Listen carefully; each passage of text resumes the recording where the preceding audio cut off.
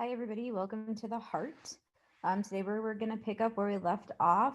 Last time we had talked about blood, and now we're going to talk specifically about the heart, blood flow, and a little bit of the anatomy too. So we'll begin by talking about cardiac muscle. So if you guys remember back to the muscular system of 21A, there's three different types of muscle. There's smooth, which lines your visceral organs, skeletal, which is found anywhere you have voluntary control, and then cardiac. Cardiac is going to be the type of muscle that lines your heart. If you guys remember, it beats autorhythmically, and it is under involuntary control, meaning you don't have to think about it. Your heart just pumps on its own. The bulk of your heart is going to be composed of cardiac muscle, which is going to be specifically devoted to pumping blood. You have about roughly 1% of cells that are going to be specialized for generating action potentials. So that's where we were talking about, maybe we haven't talked about it yet, but your heart obviously has to pump autorhythmically, and it has to do so consistently. And to do that, you don't need any nerve innervation. So maybe you've talked a little bit about this in the nervous system, but since I didn't teach you guys the nervous system, I'm going to assume that you didn't. While the majority of your body needs nervous signals to have effects, your heart is one that needs no innervation in order to send signals to the cells of your heart. So that 1% is specialized cells that generates action potentials. So that allows your heart to beat without any outside signal, because the signal for your contraction is going to actually originate inside of the heart. That's going to be called myogenic. So the autorhythmic cells are also going to be called pacemaker cells. Those are going to be the specialized myocardial cells that help set the rate of your heart. So anatomically, these cells are going to be smaller than normal cells, and they have very few contractile fibers, and they do not contribute to the contractile force of the heart. All they do is send out the signals. The contractile cells of the cardiac muscle are going to be striated with actin and myosin arranged in the sarcomere shape, like you see here. So the actin and myosin are going to give you the striations and the properties of them. So cardiac muscle cells are going to be smaller than skeletal muscle cells, and typically they have one nucleus per cell, as seen here. This purple or blue dot is the nucleus. Cardiac muscle cells are going to branch. So like you guys can see here, if I can draw. So it starts here and then it branches basically up and down, or here, up and down. They branch. That's very unique to cardiac muscle. And then they have connections. Those are those bands that you see right there, those squiggly bands. Those are going to be called intercalated discs. Those intercalated discs have junctions inside of them that we call desmosomes, and gap junctions, which are for, so gap junctions specifically are for electrically connect the cardiac muscle fibers. What they help do is depolarize. So the depolarization spread rapidly from cell to cell, really like smooth muscles do in regards to the connections and the communication between them. The gap junction, or sorry, okay, so move to the T-tubules. The T-tubules in cardiac muscle are going to be larger, and they branch when comparing them to the skeletal. It just has to do with their anatomy. The myocardial sarcoplasmic reticulum is going to be smaller in the skeletal muscle, and they rely on extracellular calcium for the contraction, whereas the others don't. You'll have numerous mitochondria, which is going to be a reflection of the high energy demand, which basically just tells you how often you use your heart, which is all the time. So it consumes about 70 to 80% of oxygen that gets sent to it, which is more than double what other cells extract or get out. So during exercise, it will use all the oxygen. So we have to increase our blood flow to meet the demands that we need for our heart to continue to beat, which is why when you exercise with increased circulation, sometimes your cheeks get a little bit flushed or turn red. Okay, so here you guys can see the intercalated discs are sectioned off, mitochondria in the middle, contractile fibers here and here. So you've got the actin and the myosin bands there as well. Here are going to be the desmosomes in between. Desmosomes are going to be here and here. The gap junctions are going to be the like bars that go between there and help the cells communicate with each other. The T tubules look just the same. And the webbing here is the sarcoplasmic reticulum. Okay, so here is your first mechanism. It's EC coupling. It's called excitation contraction coupling. And again, this occurs in the cardiac muscle. So cardiac muscle excitation contraction coupling gets triggered by action potentials from the pacemaker cells. So this should look very, very, very similar to the neuromuscular junction mechanism that you guys would have seen in 21A. The only difference is that the signal is not coming from outside of the heart. So previously we had talked about like this electrical signal would have come from a neuron. Now the electrical signal is coming from the pacemaker cells. So those pacemaker cells are going to be called SA nodes. So the sinoatrial node. So the sinoatrial node is going to originate the action potential spontaneously, and the signal then gets spread through the conduction system, which is this, and the gap junctions of the cardiac fibers. So here's how it works. Step one, an action potential enters the contractile cell and moves down toward the T tubule.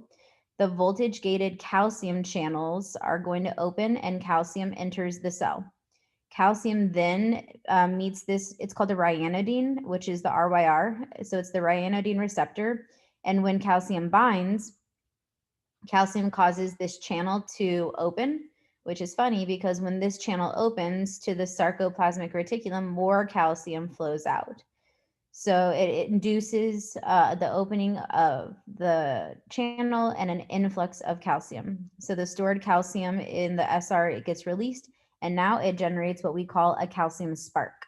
The calcium spark is going to generate basically a larger signal. So the calcium spark diffuses through the cytosol to the contractile elements, which we know as the actin and myosin.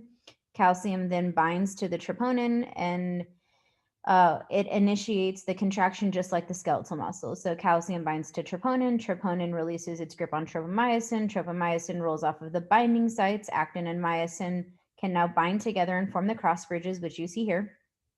With the presence of ATP, then you can have the power stroke or the contraction or the shortening of the sarcomere. Relaxation is going to happen when calcium unbinds. So very, very similar to the neuromuscular junction. Calcium unbinds, and now it's going to be pumped back into the sarcoplasmic reticulum using a calcium ATPase. So it's an enzyme that pumps calcium back into the SR using active transportation. Calcium then also gets removed from the cell using a sodium calcium antiport. So sodium goes in, calcium goes out into the ECF. And then what eventually will happen is the sodium potassium pump removes the sodium from the cell. So then you can move over here and see that the sodium and potassium antiport as well is going to remove the sodium from the cell and put the potassium back in. So this is your calcium exchange or EC coupling in your cardiac muscle. Your cardiac muscle contraction is going to be graded. So if you guys remember back to the nervous system last semester, we talked about graded. So a single cardiac muscle fiber can be executed in graded contractions, which just means they have a varying amount of force that it generates. So in cardiac muscles, the force generated is going to be proportional to the number of active cross bridges inside of the cell. So that's going to be determined by the amount of calcium that's going to be bound to the troponin. This is very unlike skeletal muscle, which we talked about last semester as being under the all or none principle, which basically said it either fires or it doesn't. There's no difference in force. Now there's a difference in force here. So low calcium concentrations are going to lead to small force generation, and high calcium concentrations are going to lead to large force concentrations. So we will also be able to see that stretch of the cardiac muscle is going to change. Let me jump back here. Refractory periods, muscle contraction peaks. Okay. Okay, not a great image, but yeah. So the stretch of the cardiac muscle which is the function of how much blood enters the heart, will affect the force of the concentration. So obviously, the more stretch, the more blood you can put into the heart. Okay, so your myocardial action potentials can vary. The cardiac contractile cells and cardiac autorhythmic cells produce different action potentials. Both play very important roles. The myocardial contraction cells, so are going to be the action potentials, is similar to that of a neuron, again, except that calcium entry makes the action potential longer. So the contractile cells have a stable RMP, right, resting membrane potential of -90. So there's one difference as well. Not showing. I'm not showing a difference for you guys, but previously when we had talked about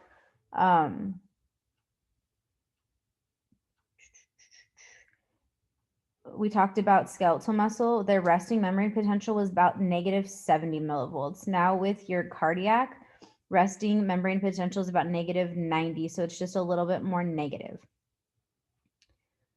So contractile cells have a stable RMP of about -90, which you can see here. When a wave of depolarization enters a contractile cell through a gap junctions, the membrane potential depolarizes to threshold, which is still the same, and sodium voltage gated channels open, allowing more sodium to enter into the cell, like you see here. Then the channels close somewhere around +20. The cell then begins to repolarize on the right side over here. So this is now the beginning of relaxation. Through the opening of potassium channels. This is brief because calcium voltage gated channels also will open and calcium will enter the cell, which creates kind of a plateau. The calcium voltage gated channels then close and the potassium permeability increases again as the potassium is going to continue to repolarize the cell, after which point you're eventually going to regain resting membrane potential. So calcium entry during the action potential lengthens in duration of an action potential to 200 milliseconds or more compared to that of a neuron, which is going to be about 1 to 5 milliseconds per duration. So the longer action potentials are going to prevent tetanus from occurring. If you guys remember what tetanus was, tetanus is like sustained contraction. Which is bad, obviously, because if your heart was continually contracted, it means it's not pumping any more blood. It's basically malfunctioning. So it prevents tetanus from occurring in the cardiac muscle because now there is now a longer refractory period. And this is very different again than skeletal muscle, which has tetanus occur. So refractory periods have changed as well. Longer refractory periods of cardiac muscle, again, is a very important thing. So your myocardial autorhythmic cells are going to generate action potentials without input, again, from your nervous system, because they have an unstable RMP. So the unstable resting memory potential starts somewhere at -60 and slowly drifts to threshold. That's going to be called the pacemaker potential, which is where it can kind of move from and to. The pacemaker cells have channels. Sometimes we call them the hyperpolarizing cyclic nucleotide channels, which is an HCN, that allows sodium and potassium to flow through, and they are going to be affected by cyclic AMP. After a hyperpolarizing event, the HCN is going to allow sodium influx, and because of the electrochemical driving forces of the ions, so the greater influx or incoming of sodium is going to cause depolarization of the cells to reach threshold and then open the calcium voltage gated channels. Again, the opening of them causes a steep depolarization, at which point you'll eventually hit your peak, they'll close, and then the potassium voltage gated channels open, which cause the repolarization. So what changes all this in regards to like heart rate and how fast it works is going to be your autonomic nervous system, which we'll talk about a little bit later. This was the calcium in, sodium out. Okay, so here's a good review for you guys on skeletal muscle, contractile myocardium, and autorhythmic myocardium. Again, this is very different than what we were talking about earlier. These are what we're talking about today. Threshold, we talked about that. Contractile cells. Okay. So here's where we're going to spend a little bit of time today too with your heart's contraction cycles. So the heart contracts and relaxes during what we would call the cardiac cycle. So it's the conduction system of the heart. So a cardiac cycle has two main phases, systole and diastole. Systole is going to be when muscles contract. Diastole is going to be when muscles relax. One cardiac cycle, or basically one heartbeat, is going to represent a series of events of contractions and relaxations, specifically of what we would talk about as the atria and the ventricles. So I haven't gotten here just yet. These two chambers here and here, right, 1 and 2, are going to be the atria. These two chambers with a division here, 3 and 4, are going to be the ventricles. So you have two atria on top and two ventricles on the bottom. These are going to be left and rights respectively. So this would be the right atria and this would be the left atria. This would be the right ventricle and this would be the left ventricle. So when we talk about systole and diastole, we'll also tell you if it's of the atria or of the ventricles.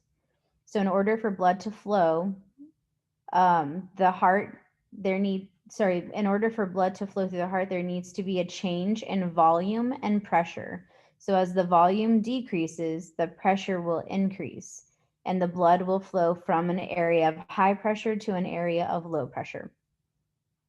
So we're going to talk about a couple of different measurements as well. So EDV is going to be what we call the end diastolic volume. This is going to be the total volume of blood in the ventricles at the end of diastole, or diastole, we could also say relaxation. Okay, sorry here. We'll also talk about SV, which is the stroke volume. This is going to be the amount of blood ejected from the ventricles during systole. So if you're a couch potato, your stroke volume is much lower than if you're an Olympic athlete, which just means that every pump of your heart, if you're a couch potato, is much less efficient. You're not pumping out as large of a volume of blood as if you were an Olympic athlete and your heart is very well conditioned. So that's one really good thing that you guys should remember about the heart, is that because it's a muscle, you can condition it. So if you don't like your heart's activity, I mean, other than if it's, something genetic, if it's just slow because you don't exercise and inefficient because you don't exercise, you can change that by exercising. And then the last measurement we're going to talk about is ESV. That's going to be the end systolic volume, which is going to be the amount of blood left in the ventricles at the end of systole. So what we have here is the conduction system. And I'm going to talk about this before we go into the cardiac cycle. So the conduction system of the heart is going to be a play off of basically what we just talked about here with all the action potentials and such that we just talked about, because again, there's no outside nervous signal that has to be sent to the heart to keep its beat or pace. So the cardiac conduction system is fairly simple. It's a couple of different steps that sends the signal from the right atria all the way down around to the apex. This is the apex of the heart, which is the V'd-off portion on the inferior side. So the SA node will send a signal to the AV node. The AV node will then send the signal to the AV bundle. The AV bundle will split into bundle branches, which you could also call left and right branches. And then they'll wrap around the inferior side of the heart, which is the apex, where we call them the Purkinje fibers. And then they send the signal all the way back up. And then it starts again. So basically how it works is atria contract, ventricles contract, relax. Atria contract, ventricles contract, relax. So when you see the signal, right, it gets sent from the atria, the superior portion of the atria to the inferior portion of the atria.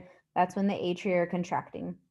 And then the conduction signal gets sent down this interventricular septum, which means this is literally a separation between the ventricles. And then it splits around left and right. And that's again where you call them the Purkinje fibers. Now the ventricles can contract and pump the blood up and out. And then you relax and do it all over again. Your heart should beat somewhere between 60 and 80 times a minute, just depending upon how efficient it is. It's not uncommon for it to be in the 50s if your heart is really well conditioned, but it really shouldn't be much higher than 80, 85 if you're a couch potato, because your heart then has to work much, much harder than an average person's body or heart to pump out the same amount of blood. It just literally is being overworked. So again, number one is the SA node. Then you're going to watch the purple shading talk about the depolarization or the contraction. So SA node to AV node, now the signal has gotten sent down and the contraction of the atria occurred. Then you go down the interventricular septum and then you pull around. So you go AV bundle, bundle branches, Purkinje fibers. Now the ventricles can contract and then everything will relax and do it again. So again, SA node, AV bundle, bundle branches, Purkinje fibers, relax, just like it said there. This is briefly, I'll go over this. This is what we would call an electrocardiogram. So it's either an ECG or an EKG. They both mean the same thing, which is going to represent the summed, so added electrical activity of the cells recorded from the surface of the body. So you should be able to see a bunch of different waves here that we will talk about in regards to the conduction system. I'm trying to figure out where, there it is. Okay. Okay, so let's get into the conduction system. So actually, let's start here. Okay, so your cardiac cycle has 5 main phases. First one is going to be atrial and ventricular diastole, which means your heart is at rest. So briefly, your heart is at rest when the atria and the ventricles are both relaxing. Pressure in the heart is essentially at 0, and the ventricles are going to be filling passively with blood. Then you get into step 2, which is called atrial systole. Atrial systole is going to also be called ventricular filling. So it's completion of ventricular filling. Most of the blood entering the ventricles when the atria are relaxed is now occurred. So when atrial systole occurs, it pushes about another 20% of blood into the ventricles to maximum filling. This particular event here called atrial systole is also going to be seen as the P wave on an ECG, a P wave. Next step is going to be step 3. It's isovolumetric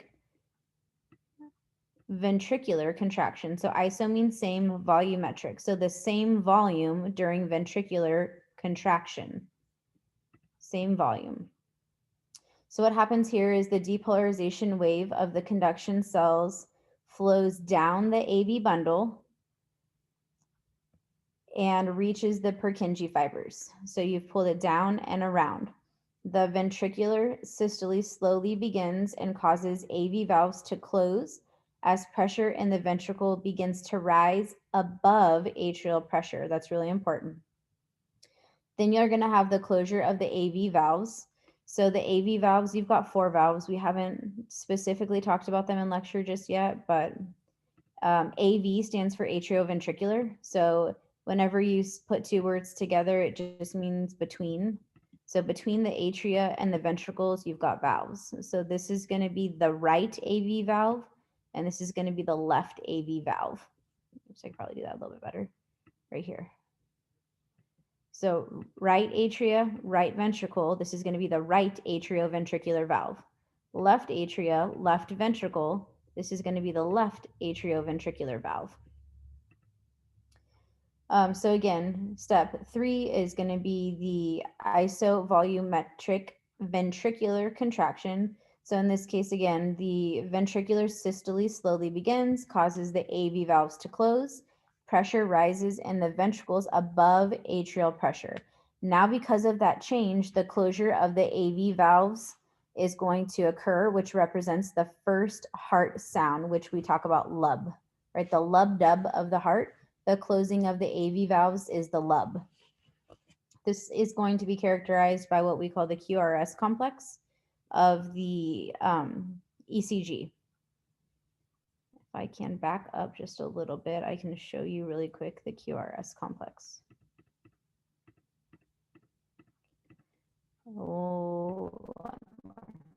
Okay, so this is the P wave right here, this little bump. This is going to be the QRS complex, and then this is going to be the T wave.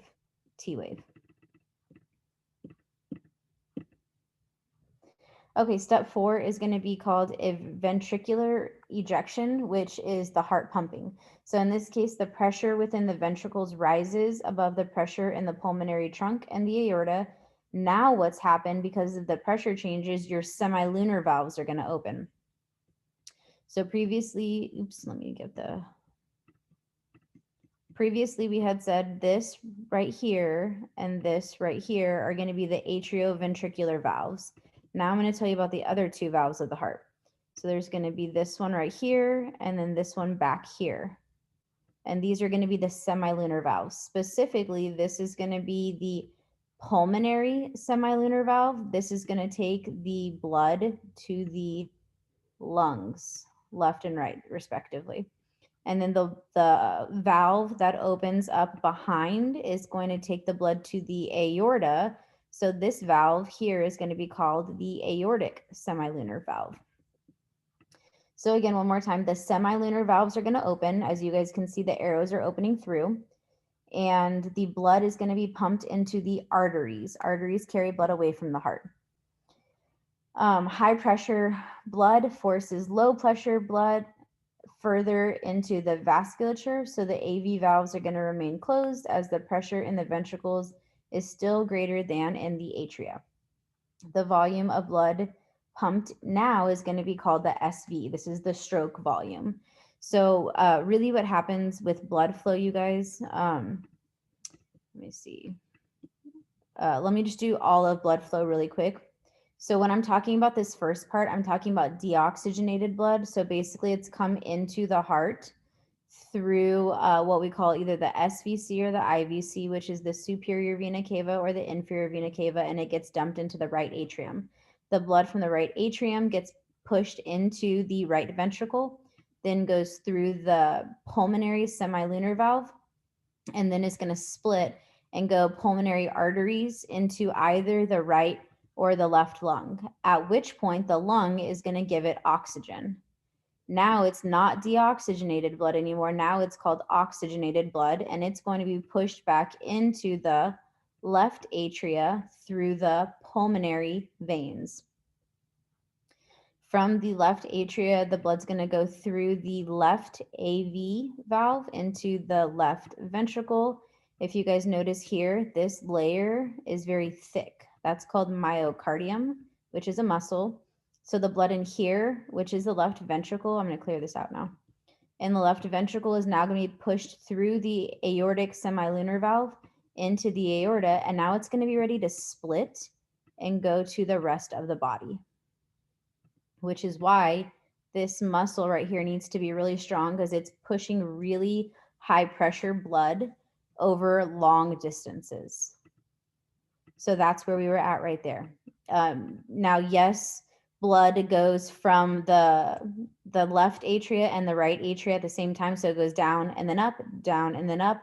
So this side is deoxygenated blood, this side is oxygenated blood, and they both occur at the same time. So again, the blood that gets pumped, this volume from ventricular ejection, because basically you're emptying the blood from the ventricles, is called ventricular ejection. And this volume is going to be called the stroke volume because it's the blood, right? The oxygenated blood that gets pushed through the aortic semilunar valve into the aorta and then out to the rest of the body, right? That's the stroke volume. After that, you're going to enter into isovolumetric relaxation, where you have, again, isovolumetric, same volume of ventricles relaxing. This is going to be the second heart sound. It's the ventricles begin to relax and repolarize. This is seen as the T wave on the ECG. And ventricular pressure here begins to drop below the pressure in the arteries, and blood starts to flow back into the heart. The backflow is going to be prevented by the closure of the semilunar valves, and it creates the second heart sound, which is the dub. So the lub dub, right? Lub dub, all over again. Once the semilunar valves are closed, the ventricle is going to be a sealed chamber, and the volume is not changing. Therefore, you have isovolumetric relaxation. The volume in there now is going to be called the ESV. ESV. So here's a good model of this. It's because you have the ECG on top, pressure in the middle, and then the ventricles and conduction system on the bottom. So when the atria are in systole or contraction, what happens is pressure in the atria goes up, the aorta starts to dip, the QRS complex will peak, and you're going to have that first push out for the atria, and the blood is going to go down into the ventricles. Then you have isovolumetric contraction, which is the closing of the AV valve. So you hear that first heart sound, the ending of the QRS complex, and now you're going to start to dip, right, with the volume. The ventricular systole, what happens is pressure rises and eventually the valves are going to open. Then you have ventricular ejection, where now you have the T wave and the pressure is going to start to dip down again when the blood comes out. Now, after that point, you have the closing of the semilunar valves, which would be the dub of the heart, and then basically you want to reset. So now ventricles are going to enter in diastole, they relax, and then do it all over again. This whole process takes about 800 milliseconds. So not even 1 full second, which is good if you can do math very quickly. That means that if it took 1 second, your heart would beat 60 times a minute. If it took longer than that, obviously the calculations would change, but 1 time per second is a very, very, very efficient heart. That's a very, very, very well exercised person. So your heart probably beats just a little bit more frequently than 1 time per second. Here's the ventricular volume, changes in pressure, and cardiac output. So the last part of this is going to be a little bit of calculations on the physiology side of it. Cardiac output is also known as CO, which is how much blood do you put out is going to equal your cardiac rate. So how fast is it beating times your stroke volume, or how much blood do you put out? So does your heart beat fast or slow, and is it efficient or non-efficient? Those two factors will equal your cardiac output. So stroke volume is going to be the volume of blood pumped per contraction. The stroke volume is going to be the amount of blood pumped by one ventricle during a contraction and is measured in milliliters per beat. The stroke volume is relatively equal between each ventricle. The difference is the pressure at which the volume is pumped. So clinical on this is going to be congestive heart failure. This occurs when one side of the heart does not pump as efficiently as it should, and it can lead to either pulmonary edema or peripheral edema. So if you guys see here, this is the normal heart. These are going to be different layers. So the layers of the heart are going to be specifically the myocardium is what we'll talk about right now, but you've got epi, myo, and endo. So epi is outside, myo is middle, endo is the inside lining of the heart, and cardium is just layer of the heart. So the myocardium, you guys will notice in congestive heart failure, the heart walls are very, very, very thick, which is very, very, very bad. It's very inefficient. So yeah, the conditioning of your heart would change drastically. So how to calculate stroke volume? You could calculate stroke volume as SV. So stroke volume equals EDV, which is your end diastolic volume, minus your end systolic volume. So for example, let me see. For example, if your stroke volume, your end diastolic volume was about 135 and your ESV was 65, you just subtract them, that would say your stroke volume is 70 milliliters. So an average stroke volume can increase during exercise. So why does the heart have a relatively high ESV? The 65 milliliters provides a safety margin so that more blood can be pumped when needed. Most organs of the body don't work all out if they can avoid it. So the idea there is that you're going to pump more blood than you would need, so you're not going to end up deficient of your blood and energy, essentially. Okay, so cardiac output is going to be a measure of cardiac performance and efficiency. Let me jump back. Okay, so the effectiveness of the heart can be measured using cardiac output, which again is the amount of blood pumped by one ventricle in 1 minute. That one ventricle is the left ventricle in 1 minute of time. And then again, CO equals HR, or cardiac rate, times SV, or stroke volume. So if, for example, your heart beats 72 times per minute and your stroke volume is 70 milliliters, that would equal 72 times 70, which is 5040, which is about 5 liters per minute. So at rest, we pump all the blood in the body in only 1 minute. During exercise, your cardiac output can increase to somewhere between 30 and 35 liters per minute. This changes the heart rate, and stroke volume will alter the cardiac output. So changes in your heart rate can be controlled by your sympathetic and parasympathetic nervous system. So your autonomic division of your nervous system is going to modulate or change your heart rate. So what happens when your parasympathetic nerves are activated is your cardiovascular system kind of slows down. So your heart beats per minute. So it slows significantly. So you're taking a nap, right? You don't need to pump as much blood when you're taking a nap in comparison to when your sympathetic nerves are going to be activated and your heart rate increases and you're, let's say, running. Obviously, then you need more blood flow when you're running than you do when you're taking a nap, because your body needs more energy, and it gets the energy through the oxygen coming in through the blood.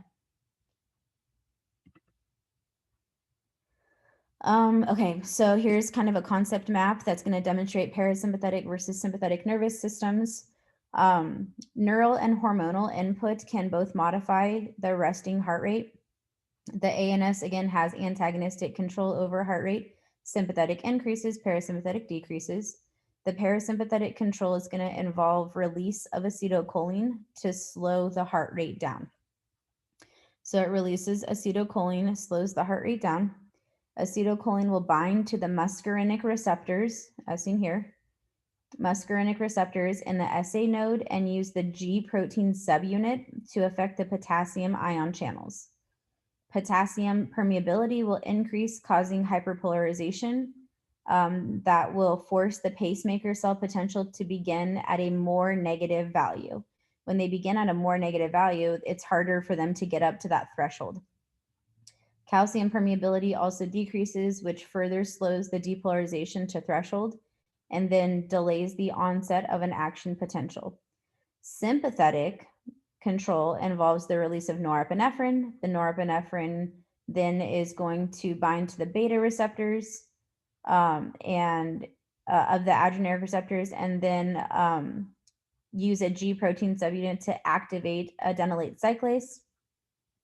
Adenylate cyclase generates cyclic AMP.